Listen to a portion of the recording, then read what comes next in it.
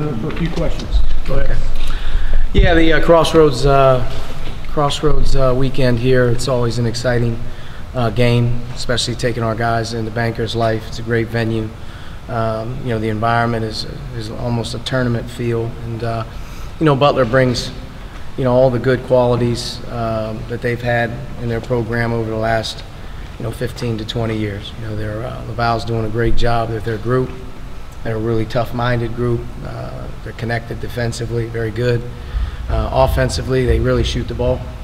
They can really stretch it from three, and they do a good job of playing inside out as well through Nate and Brunk. So they have a nice balance. They have a nice rotation. You can tell their core group that's been together for a while.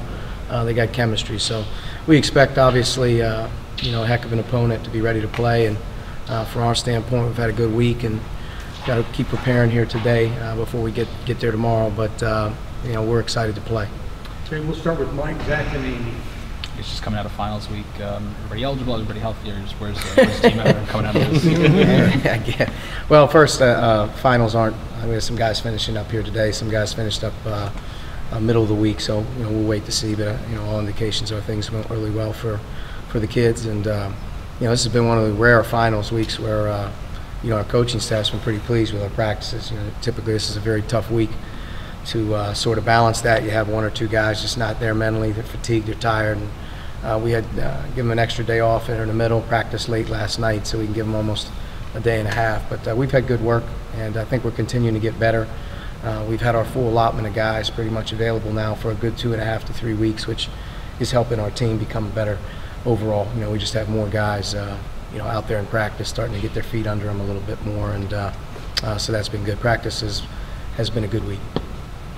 You said something interesting on the radio show about how it used to be kind of top 25 rankings were something you just tried to put to the side, that you just didn't feel like it was worth a lot till March, but a little bit of that has changed kind of since you've come to Indiana. Just maybe, do you look at them differently now? I mean, I don't look at them differently. I just think Indiana in general, our program over the course of time, I think being represented in the rankings and stuff like that was always probably a given, and right now it's probably not so much of that. And to be back in there to watch our team sort of grow up through our first 70–80% of our non-conference, to play good schedules, to find ways to win, and to be playing pretty good basketball right now, you have to feel good about that, for your group.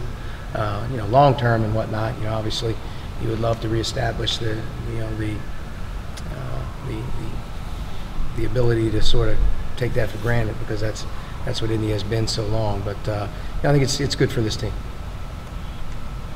Given they have, given their personnel, they tend to play kind of 4 out 1 in and play through the one. But with multiple 3-point guys, Jorgensen can go off, McDermott can go off. What's your approach in that regard defensively? Well, we've played a number of teams this season that are good behind the three, deadly behind the three.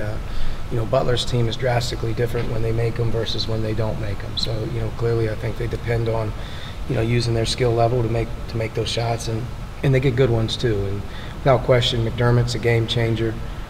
Jorgensen can be a game changer, and I would also put Baldwin in there as well. I mean, he's just a terrific college basketball player. He's had a great career. But for us, we have to do what we do well, and part of it's assignments and scouting.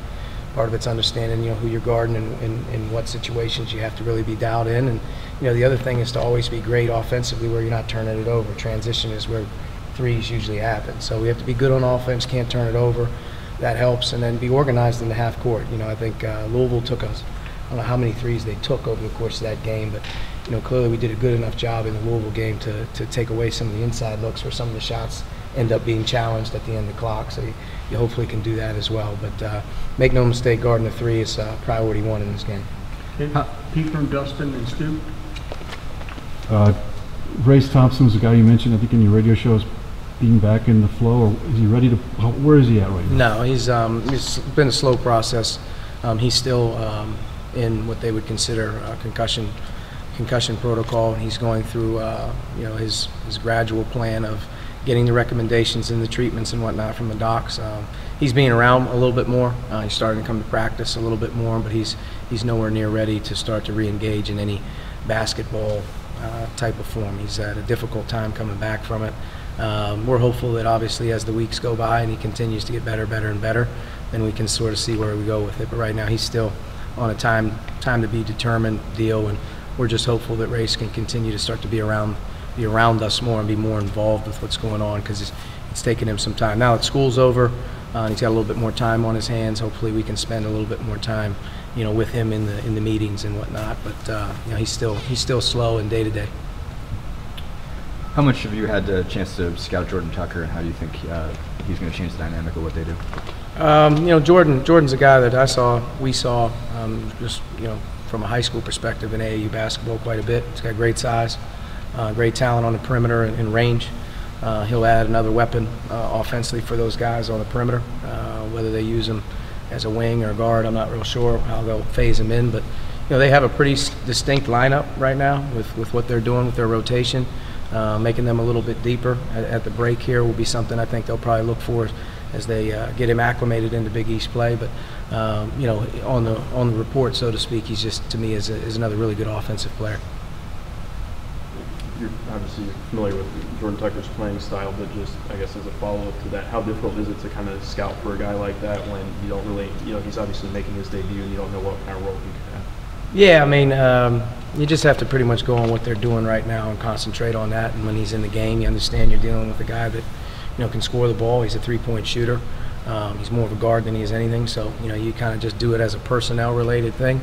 Without watching them on film, you're not going to know how they're utilizing them. But as you watch them play and how their system unfolds on both ends of the floor, you can kind of see what they're going to be asking them to do. So we'll prepare, obviously, for him to be available for the game and ready to play. And when he's in, he's got good size, so you're going to have to put a guy matchup-wise on him that can match his size a little bit. But it's difficult. You don't see this very often where in this type of game a guy becomes eligible, but treat it like an injury. Treat it like a guy who's been out for a while that could re-engage the team. Can you tell at all how he might change their dynamic defensively? No, I think Butler's a proud man-to-man team, and watching them play, it's Butler basketball. They're tough on the ball. They're very tough off the ball. It's a physical game inside. It's a physical game on the glass. So I would assume he'll be able to guard multiple positions and do some things that they ask their other wing guys to do. Last question, Mike. Looking at some of the guys who've won that gold jersey in practice this year, it looks like it's pretty much been Juwan and Romeo outside of the short time Jerome had it. Is that what you want, your best players to kind of be the winners of that, or do you want to see guys, maybe other guys kind of emerging and pushing? I mean, you'd love to see it being spread around. That gives you the indication that a lot of different guys are doing really well. And I think things have gone well for our team in terms of our practices. Juwan and Romeo are two guys that obviously are prominent guys, and I think that the fact that they're in there every day working hard and they're practicing every single day, that gives you an indication that your best guys are available and they're there. We've had some other guys that had some big weeks. We've had some other guys do some really good things throughout the course of practices and getting better. I think Cliff Moore's doing a really good job right now. Demezi, although not really in the flow of the game as he was a little bit earlier, he's still continuing to progress and do some good things as well. And I think without question, Zach McRoberts has had his best week since sort of getting back. He's had a couple weeks on and off where he's sort of trying to get his game feet under him, where he's not as sort of slippery out there. And now that he's started to put some games under his belt, I thought the second half at Louisville helped him, and then this week in practice he's really worked hard, so we're pleased with that. All right, Coach, thank you. Thank you.